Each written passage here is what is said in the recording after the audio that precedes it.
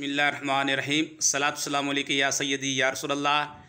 ये आज हमें कोसैन, खड़ा ज़बर और अलिफ मद्दा के बारे में बताएंगे। आइए इनसे सुनते हैं। जी कोसैन, आज आप हमें क्या सिखा रहे हैं? खड़ा ज़बर अलिफ। जी ये मिसाल आप हमें पढ़ के बताएं। हाँ, खड़ा ज़बर हाँ, ज़ाल अलिफ ज़बर ज़ा, हाँ ज़ा। माशाल्लाह कोसैन बहुत अच्छे बच्चे हैं, ये तो ये सबक याद करते हैं। यहाँ पर आपने खींच के पढ़ा है, क्यों? खड़ा ज़बर और अली मद्दा। ये बताएं उर्फ़े मद्दा कितने हैं? मद्दा 3 है। कौन कौन से? अलिफ मद्दा, वाव मद्दा, या मद्दा। अली मद्दा, वाव मद्दा, या मद्दा। हाज़ा में कौन सा मद्दा हो रहा है?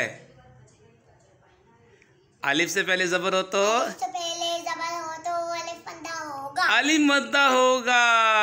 ये कोसैन बहुत प्यारे बेटे हैं और से सबक याद करते हैं। आज इन्होंने आपको खड़ा ज़बर और हुरूफ़े मद्दा के बारे में बताया है। हुरूफ़े मद्दा कितने हैं? 3 है। कौन कौन से? अलिफ मद्दा, वाव मद्दा, या मद्दा। अली मद्दा, वाव मद्दा और या मद्दा।